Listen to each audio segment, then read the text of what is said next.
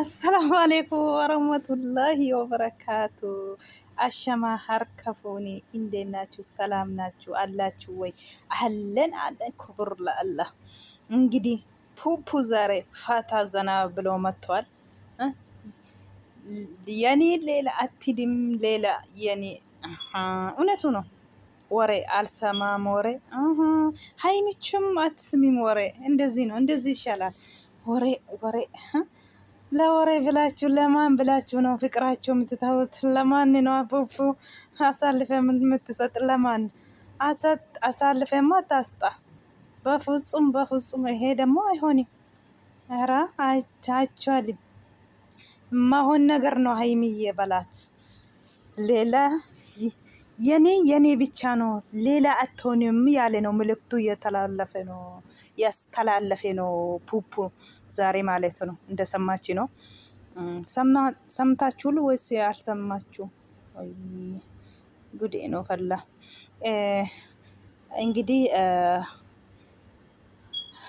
ዛሬ መልዬ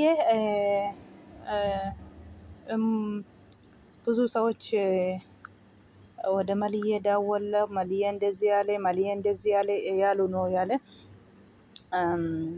ማንም ጋር አልደወልኩም እኔ ማንጋም ምንም ጋም አልወራም። መልዬ ጋር ወርተናል። ብዙ ሰዎች መልዬ ጋር ወርተናል። ሀፍትሽ ጋር ደወለ። የባሰ ነው። በጣም አዛዛኝ ነገር ነው እየሰማ ነው ብለው የወሩት። እኔ ምንም ሰው ጋር አላወራም፣ ውሸት ነው ያለ ነው። አንዳንዳችሁ አላችሁ አሽቀባጮች፣ ለጥቅማችሁ ብላችሁ ወደ ጓደኛችሁ ወይ ወደ ቤተሰብ ጠራችሁ ዳወላችሁ ማለት ነው። እንዴት ነው? እዛ ጋ ነው አለ አይደለም? አንተ እዛ ጋ ነው አይደለም? እንዴት ማሰራጃ ካለሽ እስኪ ስጪኝ የምትሉ ሰዎች ዛሬ ሀፍትሽ መልዕክቱን አስተላልፏል። በደንብ እንደሰማችሁ ሰምታችኋል ብዬ ያስባለሁ። እሱ ያለ ምንም ሰው ጋር አላወራም፣ ውሸት ነው ያለ ነው። ደግሞ ሙሽዬን ንገሪ፣ ሙሽዬን ለምንድን ነው ታስታረቃችሁ የሚላችሁ ብዙ ሰዎች የዳወላችሁ ነው፣ ቴክስት እያረጋችሁ ነው። ትግስታቸውም አልመለስኩም። እኔ ከቻልኩ ጣርኩኝ።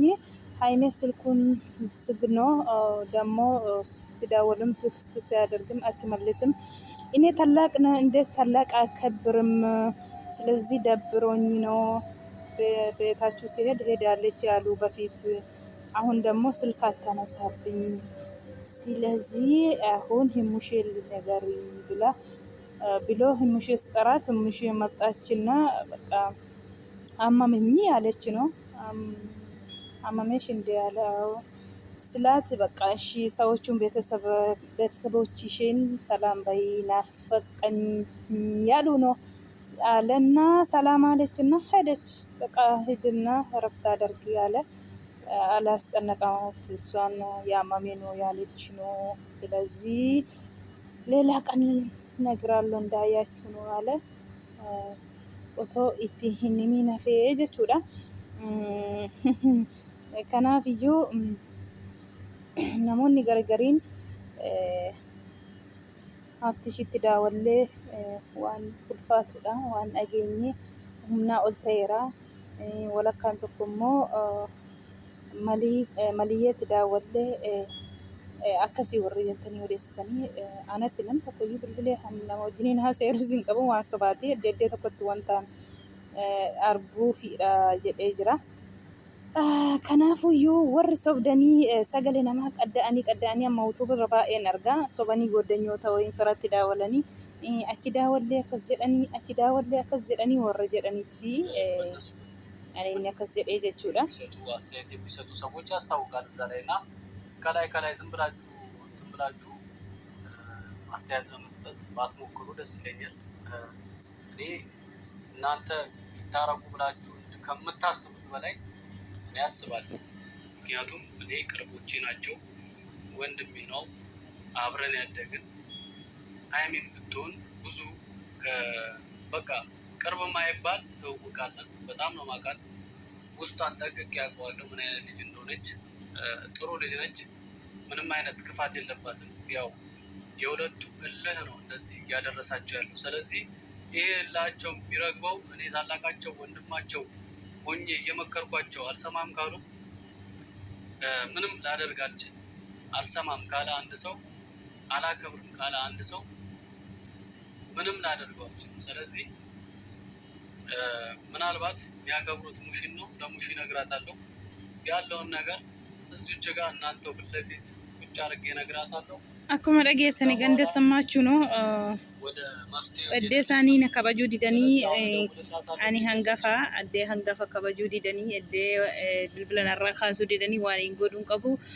Haadha kootti himeenii haati koo dandeesse bilbilaanis ta'e walitti araarsitu ani bilbila narraa kaasaan jiran lamaanuu na kabajuu didanii jechaa jira. Haimee yoo ta'e immoo waa tokko garaa ishee keessa waa tokko hin qabdu.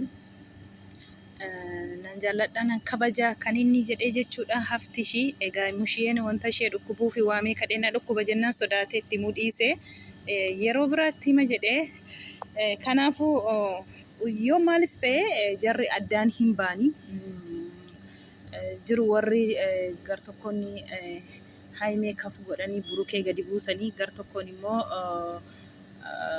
burukee kaf godhanii haimeen gadi buusanii jiru. Tokkoffaa immoo warra nu arrabsu jedhee dhuguma eenyumtuu gizee haadha ofii arrabsamtu namni haadha isaa jaallatu haadha namaa gizee akkas taatu namni ilaalu hin jiru. Ani har'as hinuman dubbadha, ani kanuman dubbadha yeroo hunda. Gariin kan sanaa soo kana qir jechuu danda'a. Haati haadhaadha, haati kabajadha. Haadharraa ba'anii haadha namaa namni haadharraa bahee ka'ee haadha fi jaallatu haadha namaa akkasitti hin galgashu. Baay'ee tokko akka barbaaddanii han barbaaddan nu godha. Haadha isaanii isaan waan nu miti haadha isaanii isaan baay'een tinii jedhanii jechuudha. Kanaaf iyyuu gariin immoo otoo viidiyoo dhaggeeffateen fixiin arrabaaf fiigaa jedhee hafti ishii dhuguma sini warra utuubiin gurguddaa kana dhiisaati warruma utuubii xixiqqaafuyyuu hin jira wanti akkasii arrabaaf maaltu boota laataa miti bakkatti gochuu miti arrabaa fi bira darbuudha. Afaan himatu haasa'e miti waan nama gochuu hin danda'u namni suni afaanumaan haasa'e hin ta'ee fi waan tokko waan sin godhu hin qabu. Komentii akkatiin araaramne akka isaaniin araaramne barbaadda kan jedhanidha. Gaafa naaniituyyuu naaniin maaliif otoo dubbiin hin baa'atiin walitti hin araarsitu daftee atti jennaan xaareera man dandeenya anoon sin argine jette. Kanatti aaree wal lolanii naanii wajjiniin jechuudha.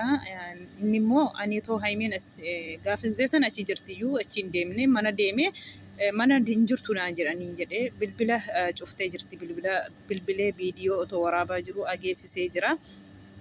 Kanaafuu ani kabaja akkamiin dhabee hangafadha kan inni jedhee aaree walitti isaan fidaa jedhee lamaan isaanii walitti fidee anaan dhaabanii wal lolu anaan dhaabanii wal caqacaqu akkamiin kabaja dhabaa ani hangafaa deena kabajuu didanii ani bootuma isaan deemanii dhiifata manaan jedhaniyyuu fudhadhu jedhee jira.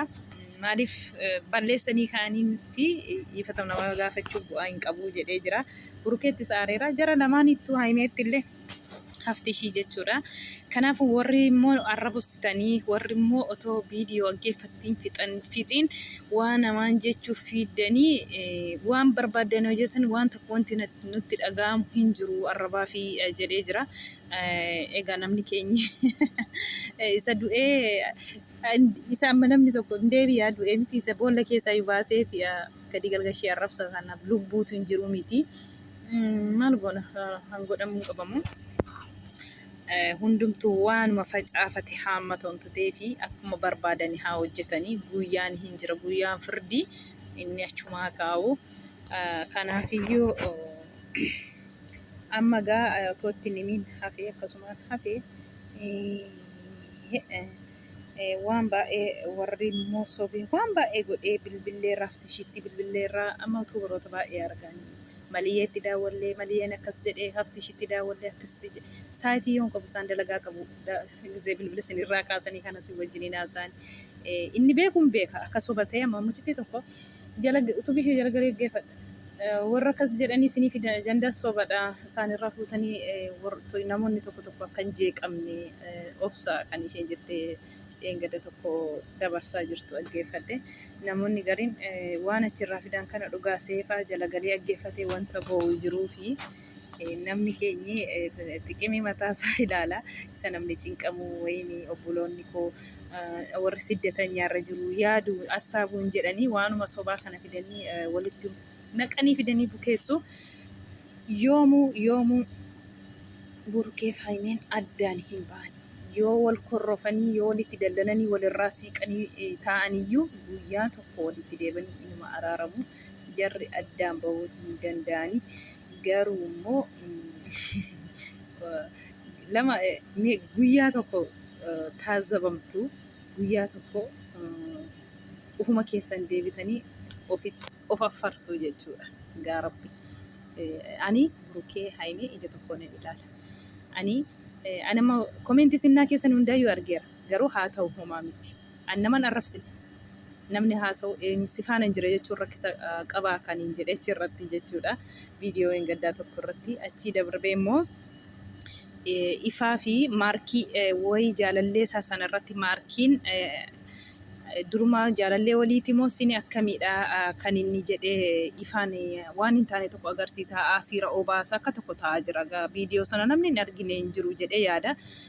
Kaniin haasa'eefaa isarratti irra caalaa garwayii burukeefaa yuun haasofne gaafa sana garuu immoo haa ta'u homaa miti rakkina hin qabu. Yoo namni dogongoree jiraate bakka dogongoraa kanaa jedhaa namatti hima. Otoo nu gatiin dura waa fiigina jechuufidha. Maaliif obboloota koo waan badaa haasa'anii waan badaa jechuun bu'aa tokko wanti nama bu'aa tokko hin qabu. Ani har'a eengadda miti yan burkeefaa hordofuu jiru jechuudha. Ani gaafa mubeen walitti isaan fiderraa qabee har'a waggaa tokkoof wayiidha isaan hordofa jechuudha. Wanta isaan jaalladhu isaan kabajuuf isaan katattala yeroo hundayyuu ani kaleessa har'a miti. Waggaa olii kun waggaa isaanii yooddee walitti dabalaman darbe miti. Inni isaan hordofa malee kaleessa eengaddan argi miti ani hordofuu jalqabe burkeefaa haymee durumaa kaasiin hordofa. Yuutuubii irratti isaan beekan nan isaan jaalladha. Waan isaan dabarsanii barumsa isaan namaa dabarsan timirtii isaan namaa dabarsanii bakka isaan namaa qabanii kabajaa isaan namaa qabanii arge yeroo hunda isaan hordofaa jechuudha. Maaliif faayidaa isaanii bicha fiigan ijoollee lamaan kuni burkeenis haymeenis akkuma isaanii namni guddatee bakka haa ga'u jedhanii suuraa isaanii kan jiru gooddanyoota isaanii teessii ijoollee gooddanyoota isaanii yoo teessii utuubii bananii sadarkaa gaariirra geessisaa jiru. Warra isaan faanarra jiru ijoollee biyya isaanii illee deemanii yoo akkas maatii bira deemanillee achitti dhaqanii bananii ijoollee baay'ee kan isaan lafaa kaasaa jiran jechuudha. Wajjii isaaniif isaan jaalladha. Kaleessa eengadda miti kan isaan hordofuu jiru. Ani durumaa isaan hordofaa jechuudha.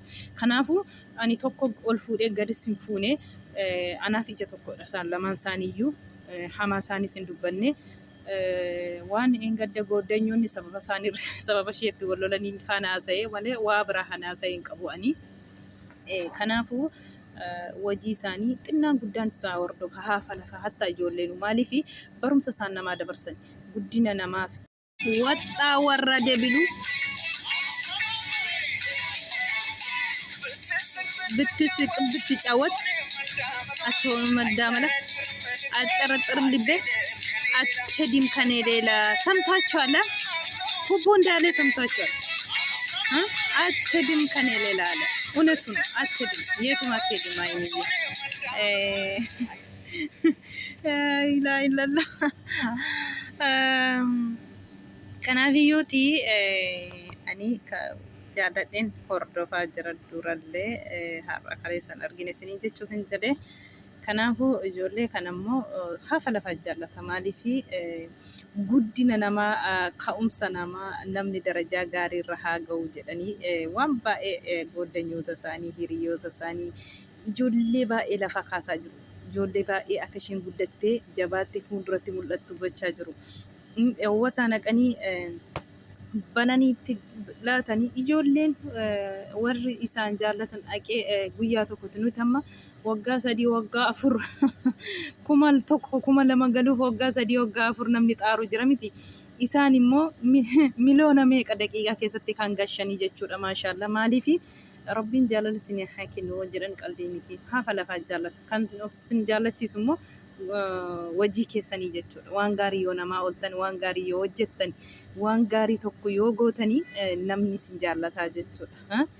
Wajii keessanii isin jaallata namni. Wajii keessanii isin jaallata malee lafaa ka'ee miti. Wajii keessaniini kana fakkaata viidiyoon koo. Wanta na dhaggeeffattaniif galatoomaa. Share, like godha, subscribe godha.